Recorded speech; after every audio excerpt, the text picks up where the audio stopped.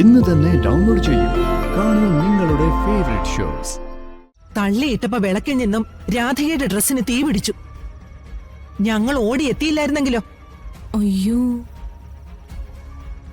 അതിനിപ്പോ ഞങ്ങൾ എന്ത് ചെയ്തു അമ്മേ? നീ എന്റെ ജോലി ഒന്ന് തെറിപ്പിക്ക, എന്നിട്ട് നമുക്ക് കാണാം.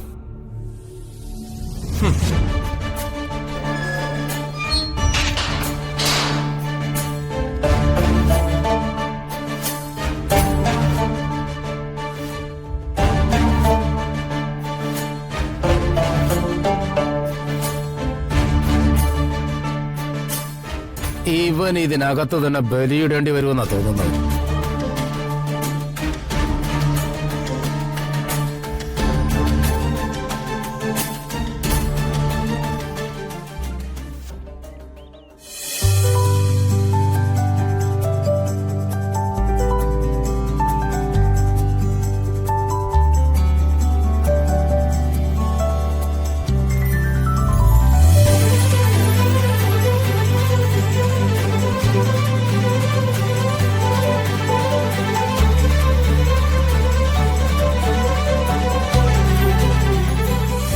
ദീപം ദീപം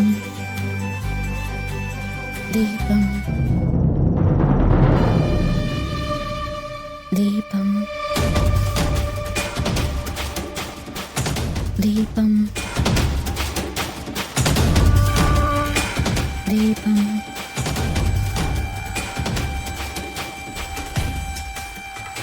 ദീപം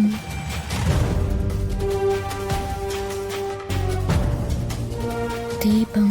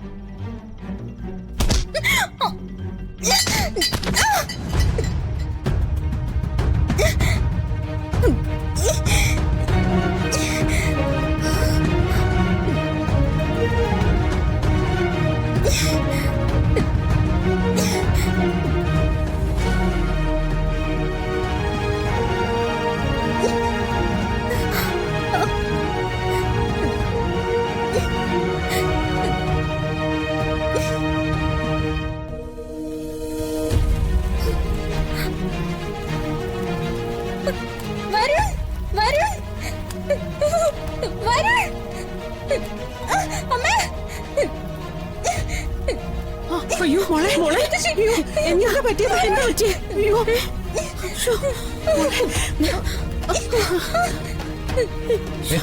എന്താ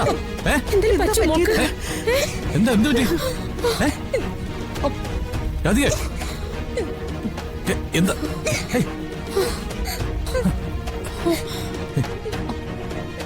ഇതെങ്ങനെ കത്തിയത്?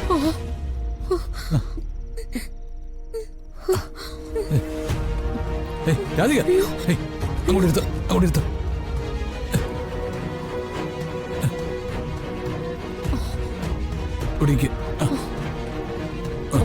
ഇവിടെ ഇരിക്കെ.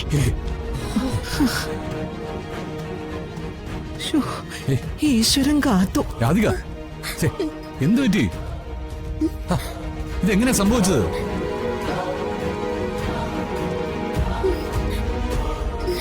ഞാൻ വിളക്കിന് മുന്നിൽ പ്രാർത്ഥിച്ചു നിൽക്കുമ്പോ ആരെന്നെ പറയുന്നു തള്ളിയിട്ടതാ. തള്ളിയിട്ടെന്നോ? ആര്?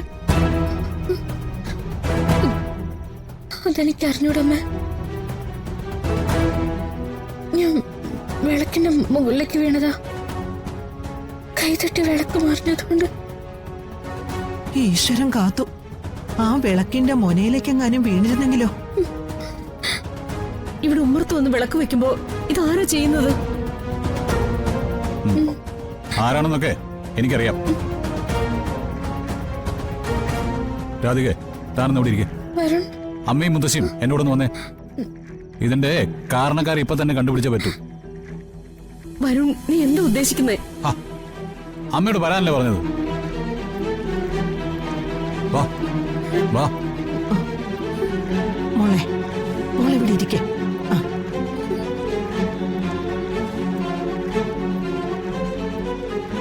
അതെ ദേ ചെറിയച്ഛനെ ജയിലിലാക്കിയതേ രാധികയാണെന്നും പറഞ്ഞ് പ്രതികാരത്തിന് നടക്കുക ഈ ചെറിയമ്മ. സ്വന്തം ഭർത്താവ് ഇത്രയും ക്രൂരത ചെയ്തിട്ടും അവർക്കൊരു പ്രശ്നമില്ല. എടുത്തേ ആ എടുത്തി എടുത്തി വിളിച്ച കേട്ടില്ലേ? എന്താ ചെവി കേൾക്കില്ലേ?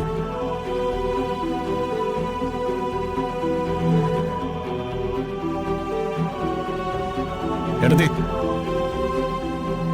എടുത്തി വന്നേ. എന്താ അമ്മേ, എന്താ വരുൺ, കാര്യം പറ.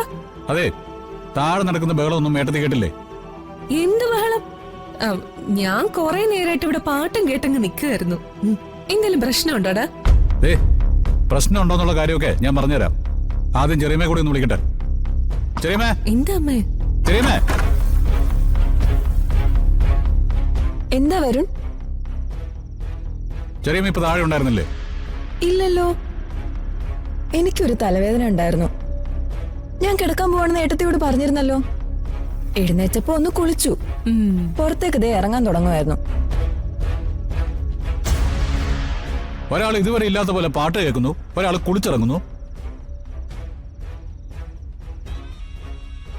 ദേ രണ്ടുപേരും ചെയ്തു കൂട്ടുന്നത് മറ്റുള്ളവർക്ക് മനസ്സിലാവത്തില്ലെന്നാണ് കരുതുന്നത്.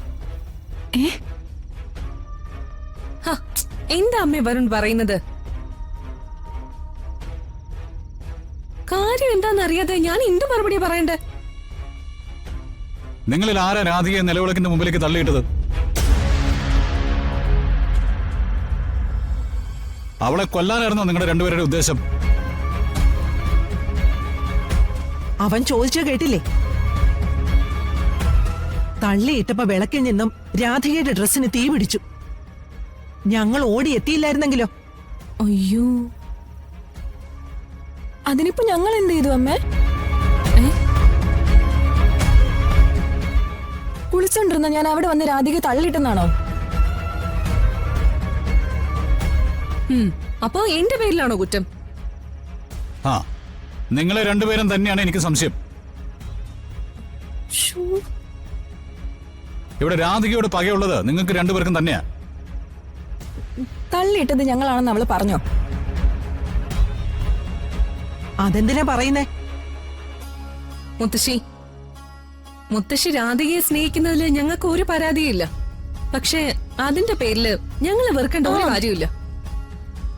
രാധിക എന്തെങ്കിലും തലേണ മന്ത്രം ഓതിക്കൊടുത്താ ഇവൻ പിന്നെ അത് മാത്രമേ പറയൂ. അതെന്തോ ഒരു പ്രത്യേകതരം ആണത്താണെന്ന് ഇവൻ കരുതിയിരിക്കുന്നത്. എടുത്തി ദേ തലയണ മന്ത്രം എന്ന പ്രയോഗം രാധികയുടെ കാര്യത്തിലൊന്നും വേണ്ട. അയാൾ അത് ചെയ്യത്തുമില്ല. കാരണം ഒരു കുടുംബത്തിൽ അന്തസ്സായിട്ട് ജീവിക്കുന്നത് എങ്ങനെയാണെന്ന് അയാൾക്ക് നന്നായിട്ട് അറിയാം. അത് അറിഞ്ഞുകൂടാത്തത് നിങ്ങൾക്കാ.